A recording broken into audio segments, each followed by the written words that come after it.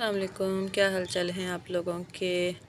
जनाब गार्डनिंग कर रहे हैं और गार्डनिंग करते करते हमें कुछ ऐसे ट्रिक्स भी सीख जाते हैं जो हम लोग अपने पौधों के साथ करके तो उनके ऊपर ज़्यादा हार्वेस्टिंग ले सकते हैं, ज़्यादा ब्लूमिंग ले सकते हैं और ज़्यादा फ्लावरिंग ले सकते हैं।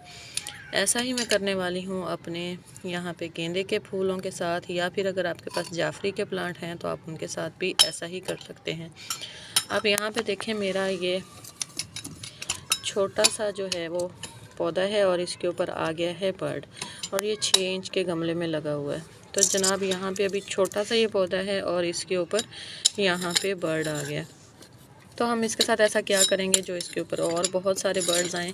बर्ड्स तो आने वाले वक्तों में इस पे आएंगे, लेकिन अभी जो है वो पौधा और बर्ड नहीं निकालेगा। वो इंतज़ार करेगा कि ये वाला जो बर्ड है वो खिल जाए, इसके ऊपर फूल आ जाए, तो उसके बाद जो है वो और न्यू बर्ड वो निकालेगा।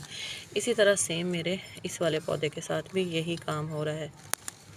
और यहाँ पे ये देखें, ये एक छोटा सा पौधा है, ये भी छोटा सा पौधा है, लेकिन इसके ऊपर हर टहनी के ऊपर जो है वो कलियाँ आ चुकी हैं। तो मैं इस वाले पौधे को बिल्कुल भी नहीं छेड़ूंगी, क्योंकि जितनी ही टहनियाँ हैं उतनी ही टहनियों के ऊपर यहाँ पे इसके बर्ड बने हुए हैं। तो फ्यूचर में ये सारे फूल खिल जाएंगे।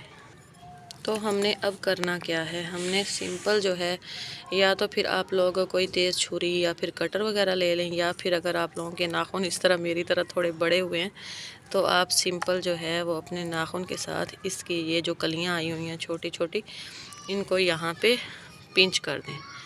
और इनके साथ एक एक दो दो पत्ते जो हैं वो ज़रूर पिंच कीजिएगा। इससे होगा क्या, इससे होगा ये कि यहाँ से दो दो तीन तीन जो है नई टहनियाँ निकलेंगी। अब यहाँ पे ना डरने की बात नहीं है। आप लोग सोचें कि एक ही तो कली आई थी और हमने उसको भी काट दिया, मज़ीद जो है वो नई कलियाँ आएंगी या नहीं आएंगी। मौसम है इन फूलों का, तो इन पे मज़ीद जो है वो कलियाँ आएंगी, चाहे जितना मर्ज़ी आप इनके साथ कोई तशद्दुद वगैरह कर लें, अगर आप लोगों को लगे ये तशद्दुद है तो।